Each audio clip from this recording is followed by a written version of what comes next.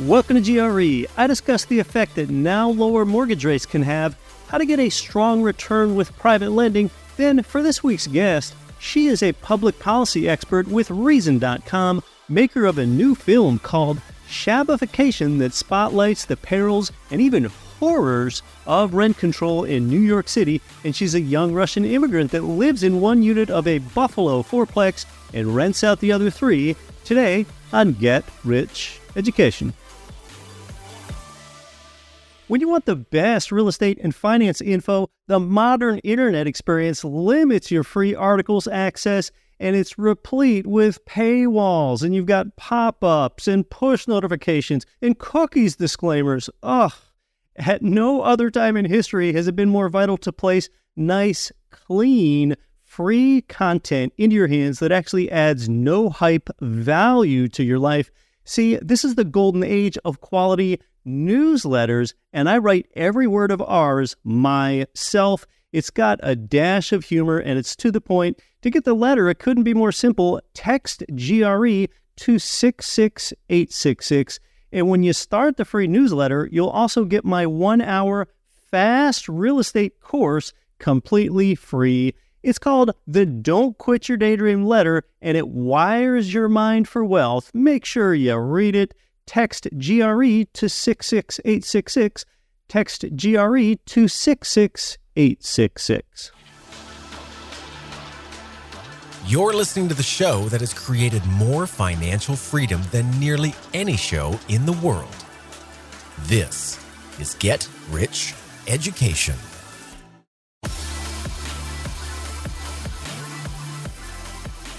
Welcome to GRE, from Ankara, Turkey to Anchorage, Alaska, and across 188 nations worldwide. I'm Keith Weinhold, and you're listening to Get Rich Education. Today's guest was one of 4 panelists at a conference that I attended recently. The panel was named Innovative Solutions to the Housing Crisis, and her story struck me as interesting, so I invited her to be on the show today. We'll learn that with rent control in New York City, when landlords cannot go inside their own properties and aren't allowed to sell their own properties. 7 states have price ceilings on rents. And I'll tell you, here at GRE, we avoid investing in these places. Listen closely. California, New York, New Jersey, Maryland, Maine, Oregon, Minnesota, and then DC too. Now, sometimes rent control isn't too restrictive. For example, you can raise the rent no more than the rate of inflation plus 3% per year, or the rate of inflation plus 5% per year. And also, it's not all parts of those states where it applies. In fact, you typically do not find the policies statewide in those states that I mentioned, although you do in Oregon. It's statewide in Oregon, and there you can still raise the rent 7% plus the rate of inflation each year. And the good news is that 37 states actually have laws against rent control, specifically saying that you cannot enact it. So not only do 37 states not have it, they just wouldn't even allow a law for it. And there is a strong consensus, like I mentioned here on the show before, among economists that rent control, it reduces the quantity and quality of housing. Today, we'll focus on just how dilapidated rental units become under rent stabilization, which is a lot like rent control in New York City. And we'll discuss New York State and Buffalo.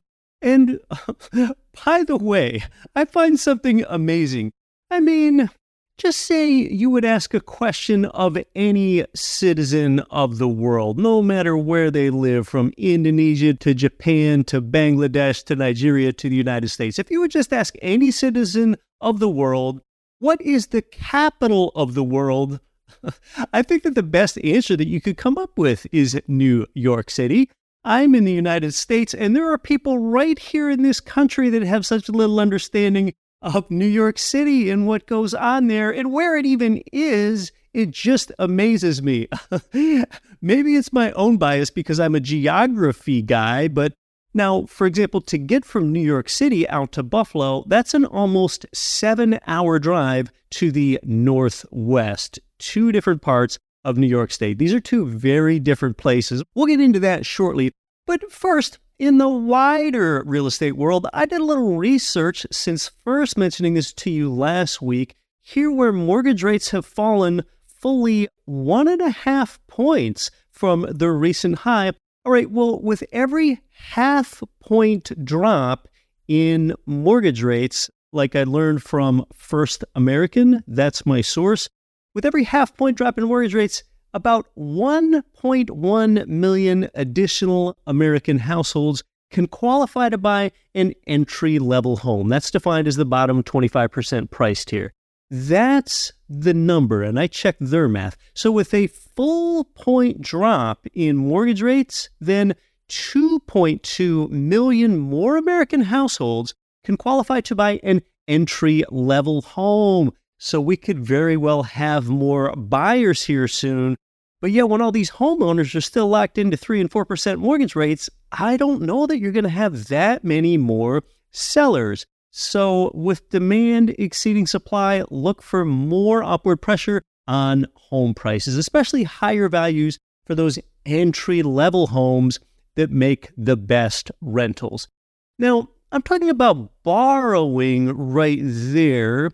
And what happens when rates go down for mortgages? When they go down for borrowing, well, rates on savings accounts, they typically fall as well. And this is a scenario that a lot of people expect. Now, most of my real estate activity is a borrower. I'm always here touting the virtues of how leverage builds wealth. And I know that I don't want to be a saver. So for my more liquid funds, I am a lender, and I'm reliably paid a stable 8% interest rate. And I think I've told you before that for years now, I make loans to real estate companies, and they use my funds to rehab properties and for other operations. Yes, an 8% return that I'm getting, and it's almost like getting an 8% yield on a savings account, and it's not expected to fall when interest rates fall. Well, the primary difference is that I often have to wait a few months if I want my full principal returned, but not years. So it's not as rigid as a bank CD, but it's not as liquid as an old-fashioned bank savings account. So the private real estate company that I've long made loans to works pretty diligently to maintain asset value and ensure optimal returns. They'll tell you that they've never missed making a payment for their private money lending programs. And I did a little research, and I found that their fund utilization is 99.6%. That really means that they deploy almost all of the capital.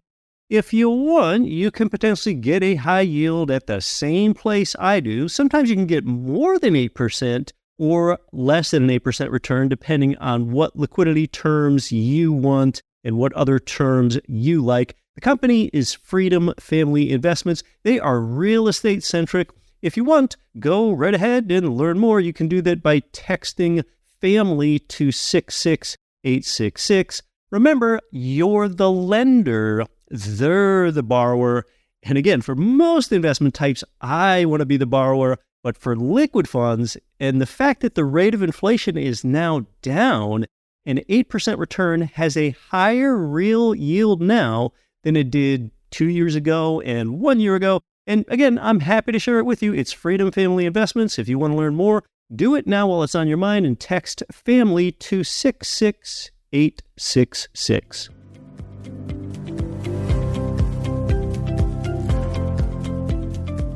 This week, our guest is a public policy expert that's also involved with a film called Shabbification, the story of rent control. Hey, welcome to GRE, Jen Sidorova.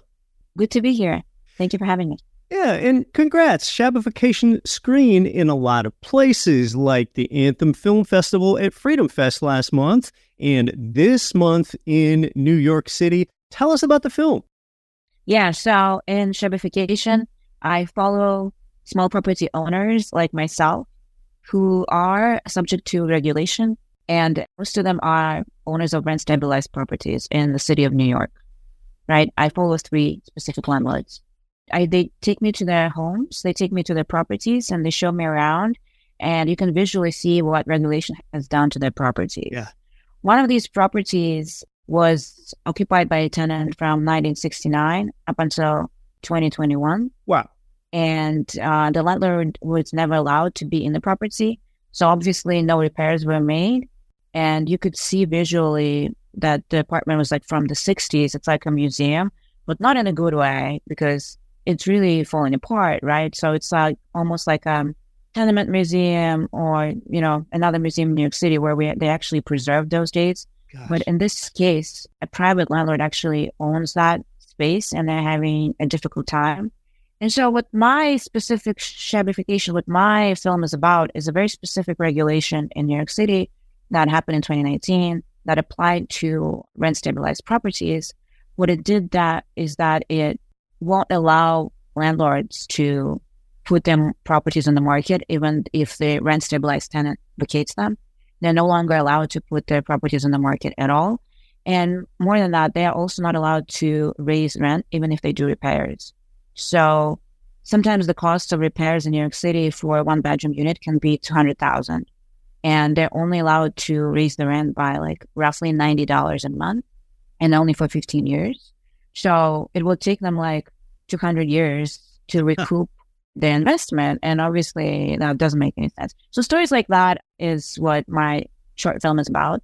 I myself am a small property owner. So it was very special for me to go and kind of tell the story of people like me.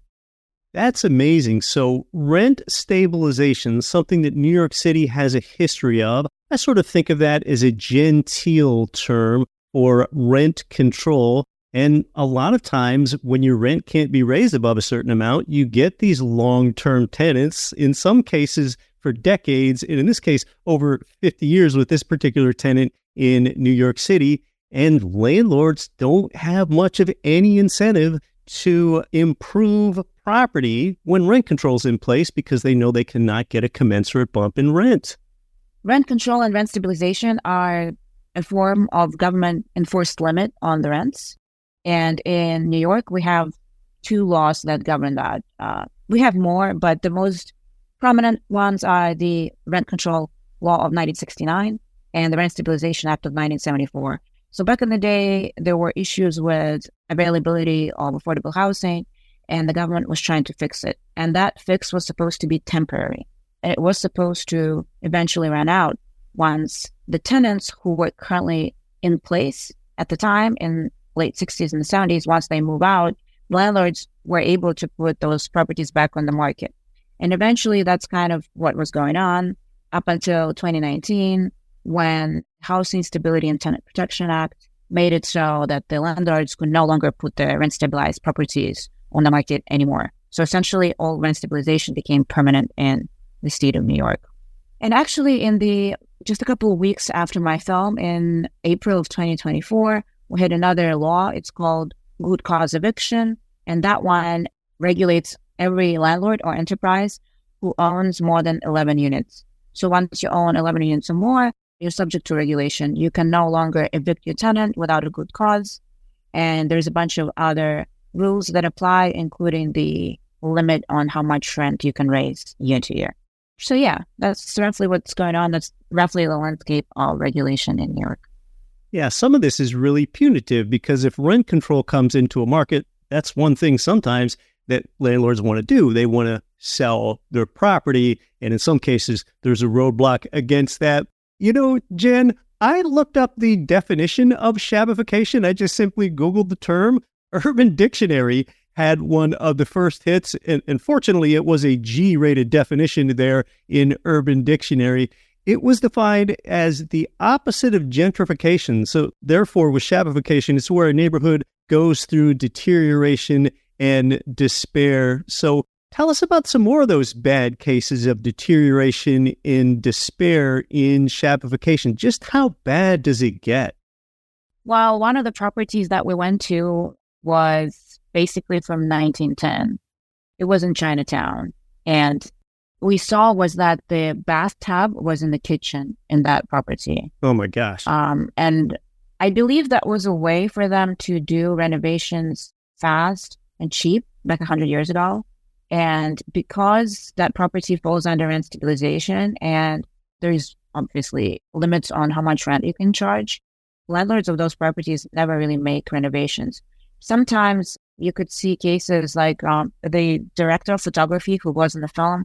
He lives in an unstabilized property, and in his case, he has a shower unit in his kitchen as well. Instead of a tub, he has a shower unit.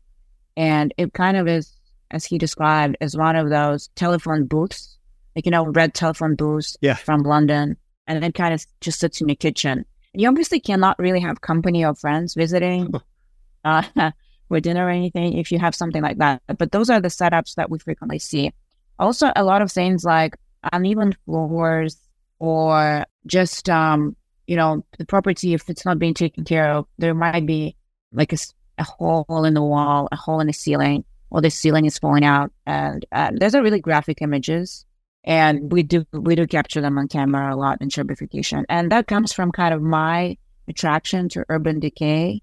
I do enjoy, touring older buildings or maybe buildings that are preserved as a ruin, maybe like an old prison or like an old mental asylum. I do that a lot. It's just a hobby when I travel. So I was always attracted to that aesthetic, and that does show in my film as well. I think I love studying the tragedy because I love studying how the hope died, because it's fascinating to me. It's very specific to usually a town or a city, and that just is so telling, and it's such a teaching moment for us as a society to kind of revisit those stories and figure out why did that hope die.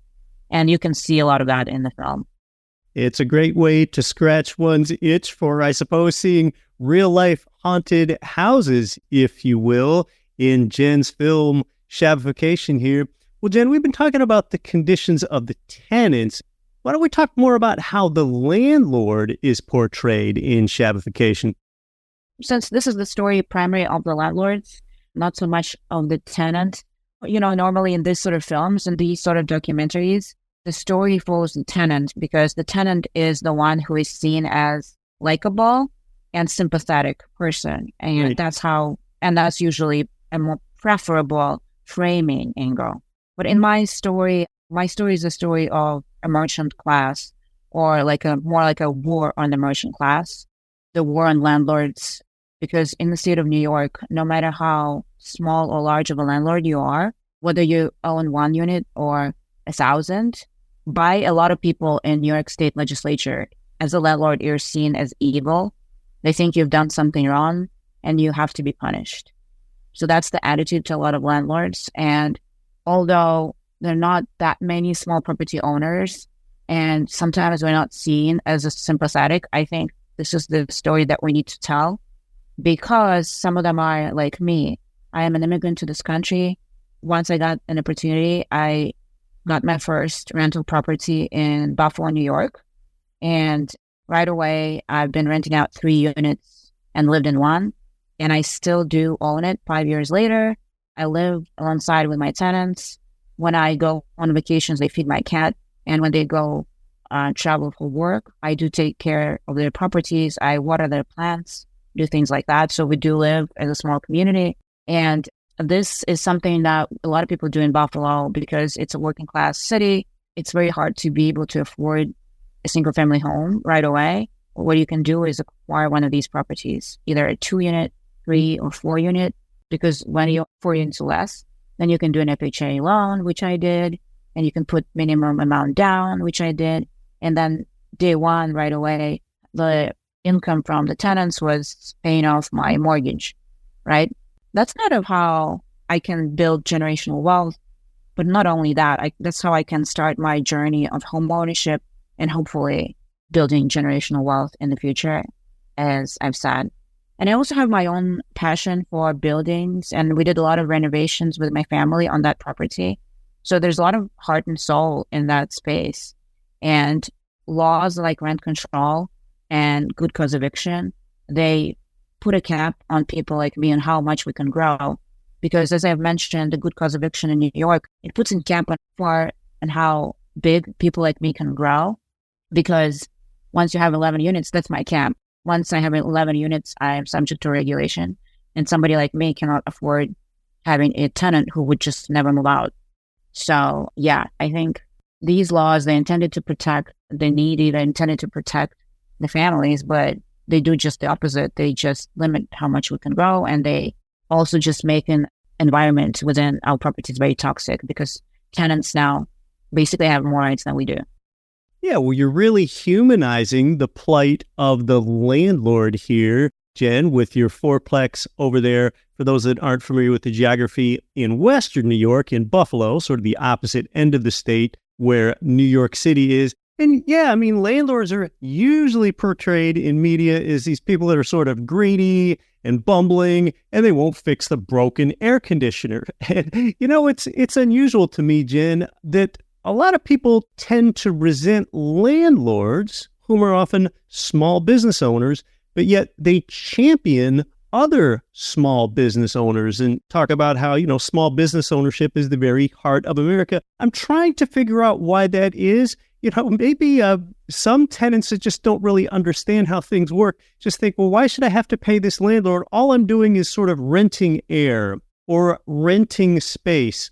But one group of tenants that does not seem to resent landlords, Jen, in my experience, that is people that were previously homeowners and are now tenants. They don't seem to resent landlords. And that's probably because that tenant that has experience being a homeowner, they've seen bills for property tax and property insurance and mortgage principal and mortgage interest and maintenance and repairs. I think that's what makes the difference.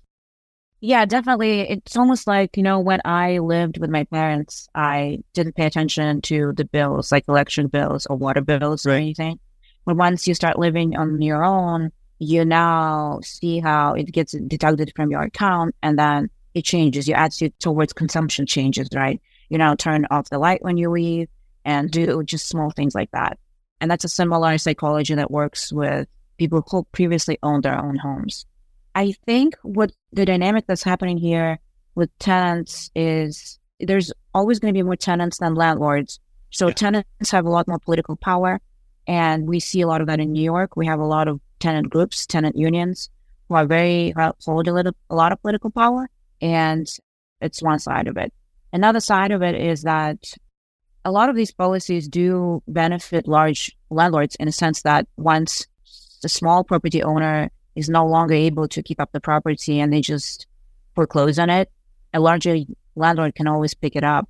And for large landlords, these costs of litigating with the tenant or the cost of fixing a unit or even the cost of having somebody live without paying for a few months, these are just the costs of running business.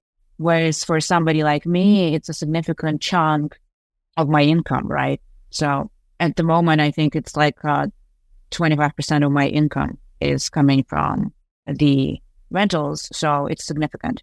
So I guess what I'm trying to say is that the other side of political power are just legislators who do not want to see private rentals, small property owners having rentals.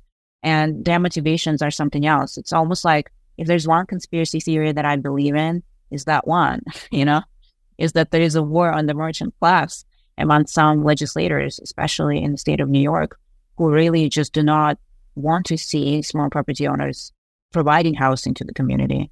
And they would rather see it in the hands of larger developers. And that's just the nature of how political process works sometimes. In the broad business world, large institutional corporations, they're often pro-regulation for just the reason you talked about. It helps put smaller operators out of business that can't bear the expense of dealing with the regulation. But yeah, your film, Shabbification, it helps underscore the fact that rent control, it stifles the free market in the process of price discovery. I mean, really, that price discovery, that is the process of supply versus demand, with the referee being the price and finding that right rent amount. And amidst this low housing supply we have, it's just really bad timing for any jurisdiction to enact rent control. Existing landlords stop improving property, builders stop building new property, and it can make landlords want to sell, like we touched on earlier. But also, I'd like to talk about making the other case, the case for rent control. When we come back, we're talking with public policy expert Jen Sidorova, the maker of a film called Shabbification. More when we come back. I'm your host, Keith Weinhold. Hey, you can get your mortgage loans at the same place where I get mine, at Ridge Lending Group, NMLS 42056. They provided our listeners with more loans than any provider in the entire nation because they specialize in income properties. They help you build a long-term plan for growing your real estate empire with leverage. You can start your pre-qualification and chat with President Shaylee Ridge personally. Start now while it's on your mind at ridgelendinggroup.com. That's ridgelendinggroup.com.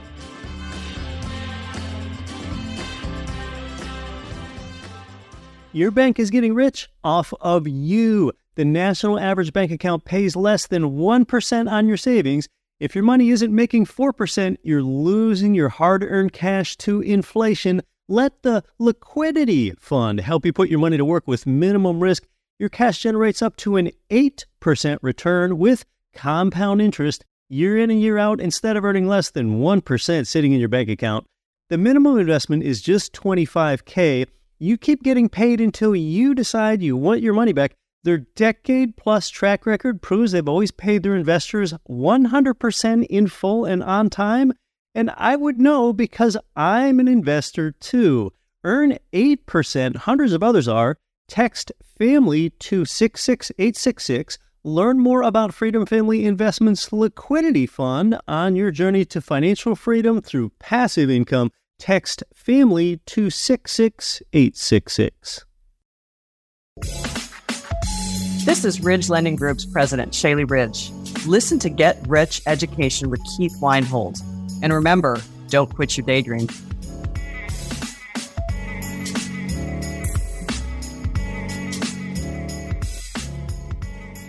Welcome back to Get Rich Education. We're talking with a really interesting guest, Jen Sidorova. She's the maker of a new film called Shabbification. This centers on rent control and dilapidated housing conditions. And Jen, I've talked about here on both this episode and another episode a few weeks ago about the deleterious downstream consequences of rent control. It benefits a small group of people in the short term and ends up with deteriorated neighborhoods in a lot of municipalities.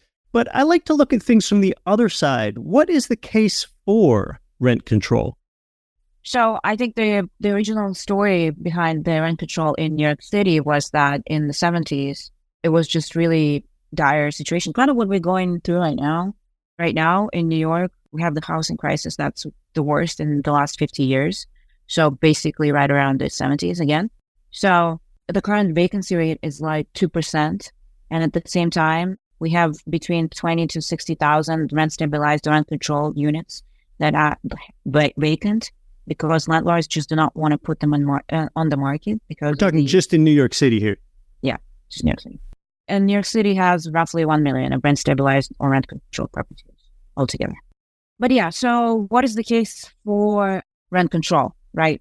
So in my opinion, what is the most problematic thing about rent control or rent stabilization right now, the way the current laws are in New York City, is that the property itself is being stabilized or controlled. It's not the person. It doesn't matter how much money you're making. If you're making $500,000, you can still live in an apartment that's like $500, $600 a month, right? You can have your second lavish vacation home out in the Hamptons and it doesn't matter.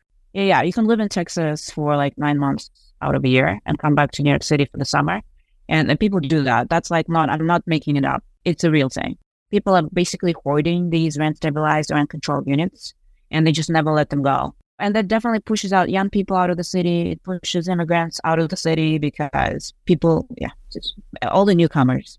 So that's what's going on. So instead of having a property itself being controlled, what could be done, maybe like a voucher program, maybe like a housing voucher program. But we can only do this if we let the rent control and rent stabilization laws sunset. So once the current tenants move out, it has to be put back on the market, right? So what we could do is the housing voucher program, maybe, so that we will always have people in the society that need a little bit of help, but it shouldn't be in such a way that it's the landlord who's paying for it, right?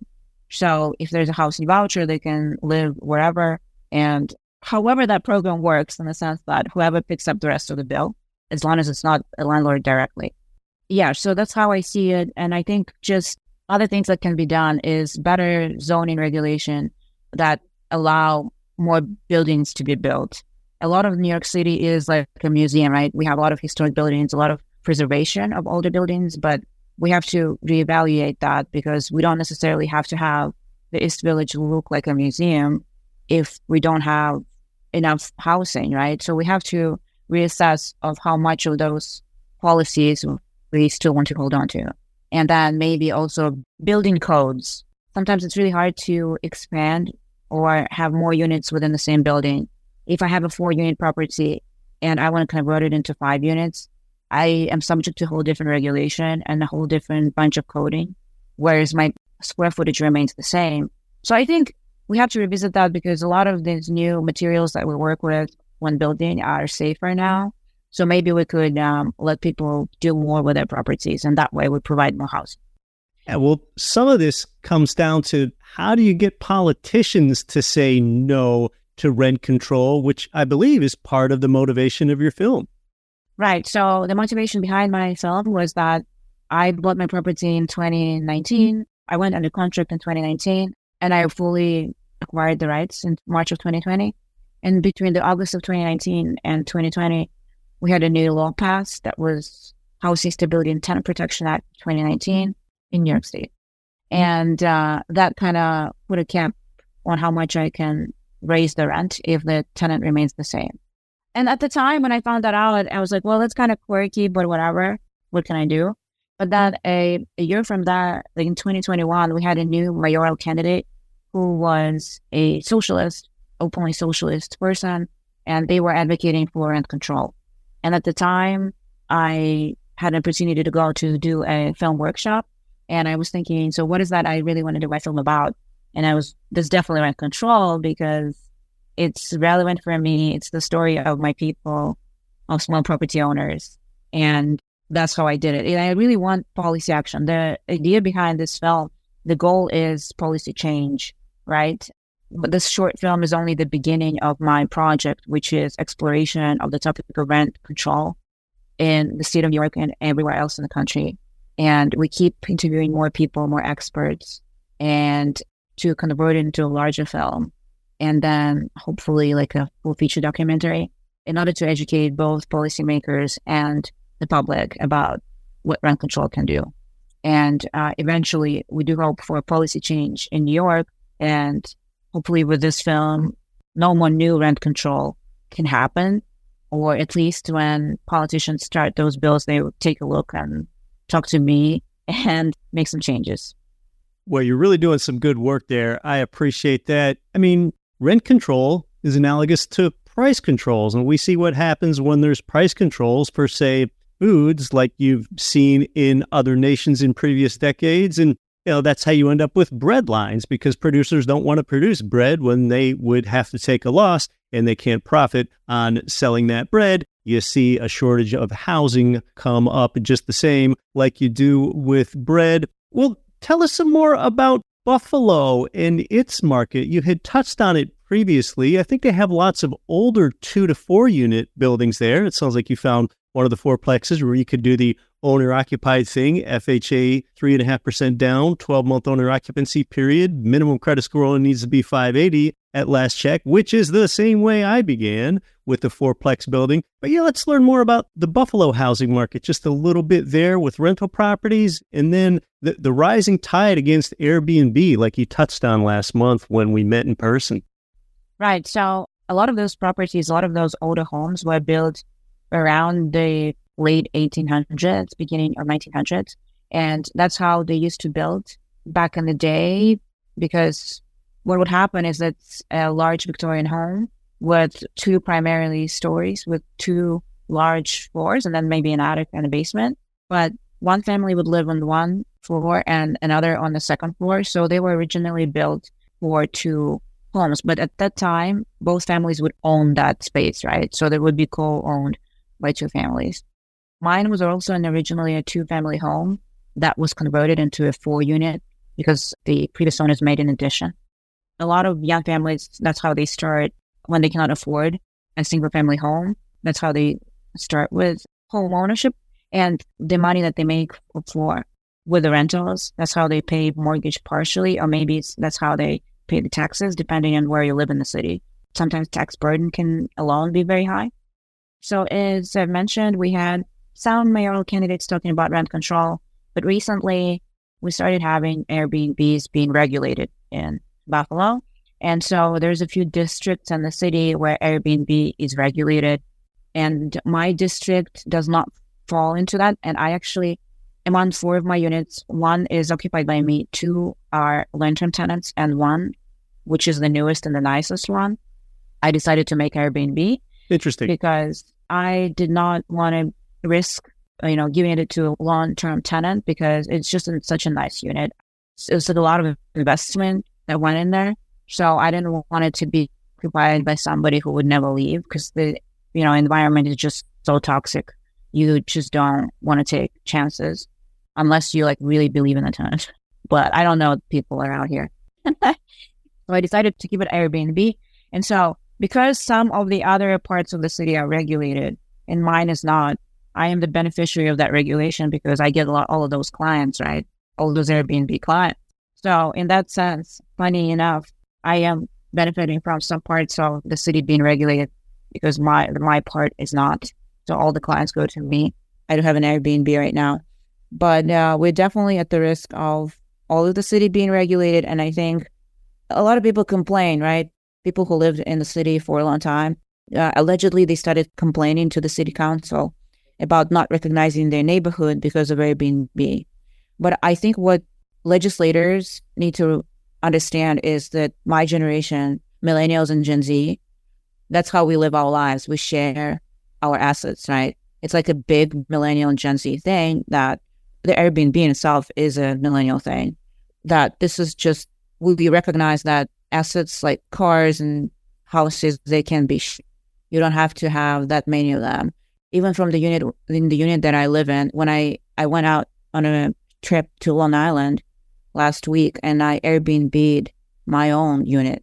And so that's just how it is. That's just the lifestyle. And when I see new people who stay in Airbnb on my street, it doesn't bother me.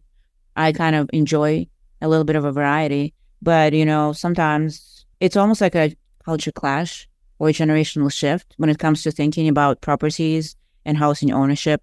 Yeah, that's just my experience.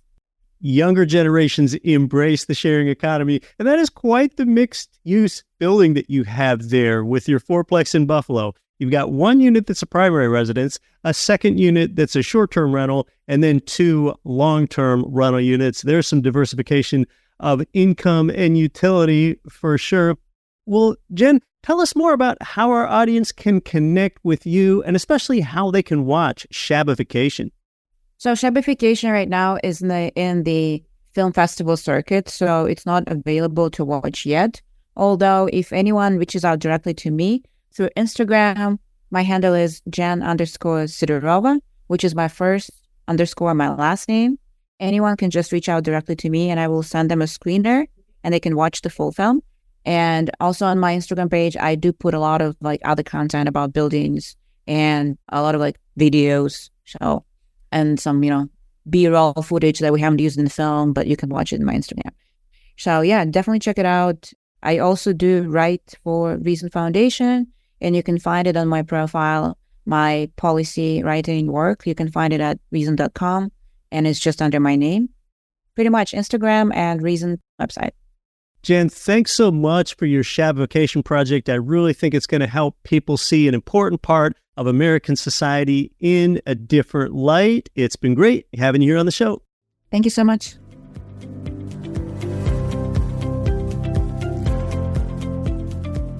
I talked to Jen some more outside of our interview. Her Buffalo fourplex has a high-flying 1.04% rent-to-price ratio. I crunched it out. That is super strong for a 4-unit building, but it is older. And like she said in the interview, she did make some substantial renovation to it. Yeah, rent control is a bad plan. On an episode a few weeks ago, I mentioned to you about last month's White House proposal for a sort of rent control light. That was such a bad plan. I told you that it only applies to property owners of 50-plus units, and rent increases were capped at 5% a year. Well, I dug into that release from the White House briefing room, and it's almost like they know it won't work because, oh my gosh, this is almost humorous. Economists and any long-term thinkers will tell you that rent control doesn't work because you won't get any new builds. Well, the White House release, what said it won't apply to new builds? It's almost like someone told them, like, hey, this won't work for that reason. So then they wrote that sentence in there, which just undermines so much of it. And economists will also tell you that one doesn't work because owners don't want to improve property. Well, yeah, the White House release actually said it would not apply to substantially renovated property.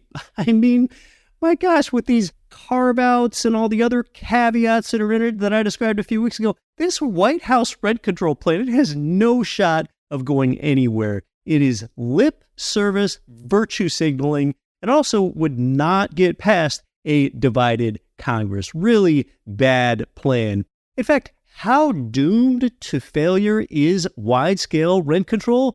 Well, don't worry. The federal government hasn't regulated rent on private buildings since World War II. Yeah, it's been 80 years, and it took World War II scale conditions to bring it. Thanks again to today's guest, Jen Sidorova with Reason.com. Again, like I mentioned earlier, if you want to deploy some of your more liquid funds for a potential 8% return at the same place where I've been getting an 8% return for years, you can make a loan to a long-standing real estate company for their property rehabs and other operations. This might really help you out. You can learn more by texting FAMILY to 66866. Lots of great shows coming up here at GRE to actionably build your real estate wealth. Until next week, I'm your host, Keith Weinhold. Don't quit your daydream. Nothing on this show should be considered specific, personal, or professional advice. Please consult an appropriate tax, legal, real estate, financial, or business professional for individualized advice. Opinions of guests are their own. Information is not guaranteed. All investment strategies have the potential for profit or loss. The host is operating on behalf of Get Rich Education, LLC exclusively.